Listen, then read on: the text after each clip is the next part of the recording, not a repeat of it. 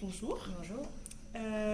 Pourriez-vous vous présenter en quelques mots et nous expliquer quel est votre métier et les études que vous avez réalisées? Je m'appelle Estelle Richard, je suis pharmacien titulaire d'officine. J'ai réalisé mes études à l'université de Caen. J'ai commencé par la filière officine pour ensuite bifurquer légèrement vers la filière recherche pour voir ce que c'était et je suis revenue à la filière officine que je continue actuellement. Est-ce que vous pourriez nous décrire les missions qui constituent votre métier actuellement? Alors surtout le premier rôle c'est la dispensation d'ordonnances avec les conseils associés, mais on fait énormément de choses dans une pharmacie, on dispense du matériel d'orthopédie, du matériel médical, dispensation du médicament, conseils associés, l'écoute des patients, énormément de choses, éducation thérapeutique. Et à côté de ça, quand on est titulaire, on a aussi la fonction de chef d'entreprise, tout ce qui est gestion, comptabilité, etc. Donc un métier très diversifié. Concernant du coup votre cursus d'études, vous avez parlé d'être passé par recherche. Vous êtes passé avec ou sans internat et comment c'est possible de faire une passerelle entre À mon époque, c'était un petit peu différent que maintenant, mais maintenant vous avez en fait ce qu'on appelle des DU de reconversion qui vous permettent de passer d'une filière à l'autre. C'est une année que l'on refait en plus de ses études, avec 6 mois de stage et puis des cours qui sont adaptés pour une remise à niveau. Moi ça a été plus ou moins mon cas, c'est-à-dire que j'ai fait une thèse de recherche, j'ai été assistante à la fac et puis je suis revenue vers la pharmacie d'officine par le biais de passerelles. Auriez-vous des conseils à donner aux étudiants intéressés par la filière en pharmacie ou qui sont actuellement en filière pharmacie par rapport à votre parcours et au métier que vous pratiquez actuellement? Alors, ce que j'ai à dire, c'est qu'on a souvent une vision étriquée du métier de pharmacien et que moi, ce que j'ai comme conseil à donner, c'est de faire des stages, d'aller voir les enseignants, d'aller voir les professionnels, ne pas hésiter à faire,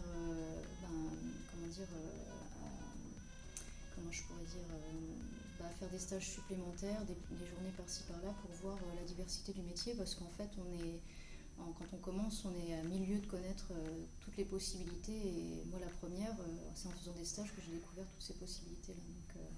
Ne pas hésiter à se renseigner, à poser des questions et à tenter. Ces stages, ils sont facilement accessibles? On peut les faire n'importe où? Par expérience, les gens sont toujours très contents de parler de leur métier. Il n'y aura pas de souci à se faire intégrer dans une équipe pour quelques jours pour voir ce que c'est. Pourquoi vous avez choisi de faire la filière pharmacie? Parce que j'étais très intéressée par tout ce qui était santé et tout ce qui était, au sens large, sciences naturelles. C'est-à-dire que tout ce qui est mycologie, botanique et phytothérapie, pharmacognosie. Et c'est ça qui m'a fait pencher pour les études de pharmacie. Donc c'est des cours qu'on retrouve tout au long du cursus. D'accord, voilà. Très bien. Et qu'on met en application à la pharmacie d'officine justement puisque la phytothérapie c'est quelque chose qu'on manipule tous les jours, la médecine par les plantes et en plus du médicament allopathique. Donc c'est une médecine que les patients apprécient tout particulièrement? Oui, à l'heure actuelle, d'autant plus qu'avant. D'accord. Pourriez-vous nous décrire votre environnement de travail et pourriez-vous nous décrire une journée type? Mon environnement de travail, c'est une pharmacie rurale, dans l'Orne, dans un petit village qui s'appelle Couterne. Ma journée de travail, c'est difficile à décrire parce que je dirais qu'il n'y a pas de routine. On commence le matin par réceptionner les commandes, on dispense les ordonnances en même temps, mais après on peut avoir un lit à livrer pour une personne qui sort d'une hospitalisation, on peut avoir à prendre des mesures pour des bas de contention, pour la mise en place d'orthèses, pour des entorses. Ça peut être énormément de choses. Après, moi, en tant que titulaire, j'ai quand même un petit peu de travail à part, comme je vous l'avais dit, pour la comptabilité, la gestion, etc. Après, il y a les commandes, mais il y a les commandes grossistes et il y a les commandes directes. Une journée type, je dirais qu'il n'y a pas vraiment de journée type. Il y a des étapes types dans la journée, mais il n'y a pas de. C'est ça qui est intéressant, c'est qu'il n'y a pas de routine. Et par rapport à votre environnement de travail, c'est-à-dire que vous avez une grosse équipe petite pharmacie rurale, on est 3. D'accord. C'est-à-dire qu'il y a une préparatrice, une adjointe et puis moi.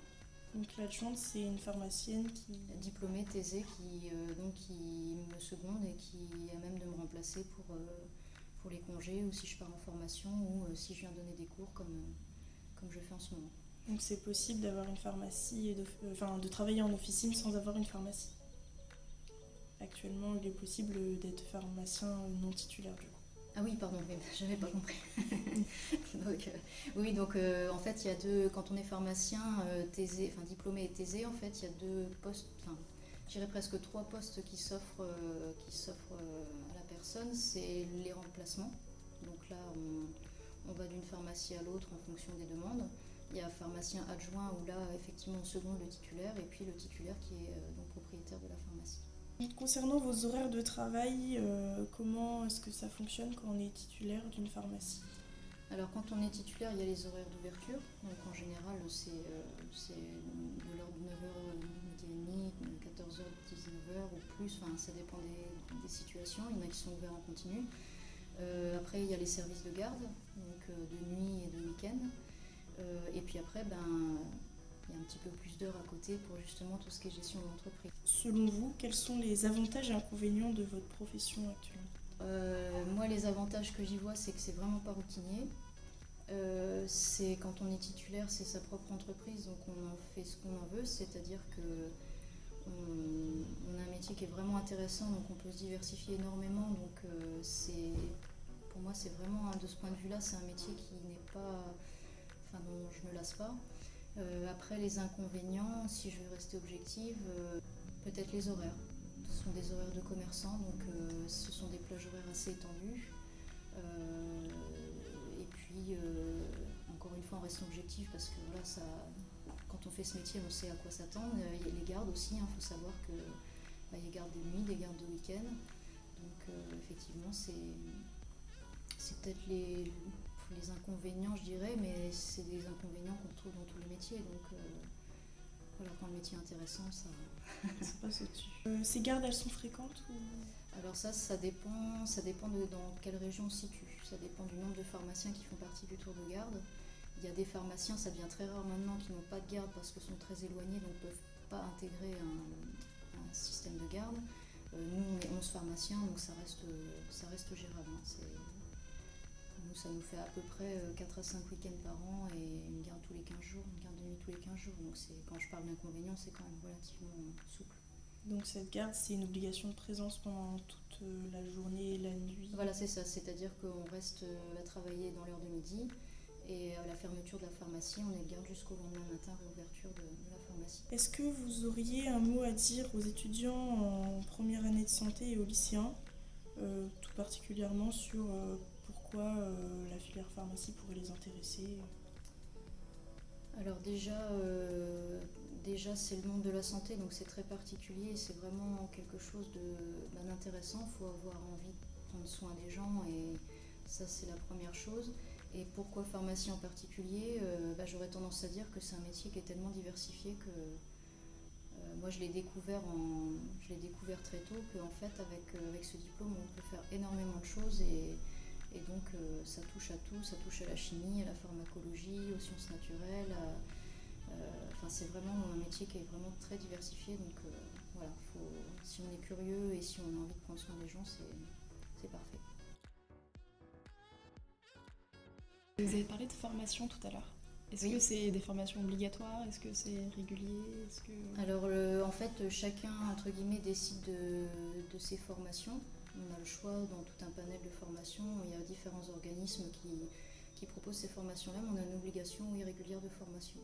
Donc après, c'est le pharmacien qui choisit s'il fait le minimum obligatoire ou s'il peut en faire. Ça peut aller de l'accompagnement du patient sous traitement chimiothérapie, ça peut être la vaccination antigrippale, ça peut être la micronutrition, ça peut être des formations en cours en phytothérapie. C'est très très diversifié. Et je pense que c'est indispensable pour se maintenir à niveau, quoi. Donc, c'est une obligation, mais c'est aussi justement très intéressant. Et du coup, c'est obligatoire pour les pharmaciens titulaires et non titulaires, enfin pour tous les pharmaciens ? Oui, pour tous les pharmaciens, oui. Après, les préparateurs, c'est pas une obligation, mais c'est intéressant pour eux aussi de se former régulièrement. En général, ils sont demandeurs. Mais c'est ce qu'on appelle le DPC pour les pharmaciens, c'est une obligation. C'est des formations qui ont lieu au sein de la faculté de Caen Alors, il y a des formations qui sont proposées au sein de la faculté, mais il y a aussi d'autres organismes indépendants formateurs qui proposent des formations tout au long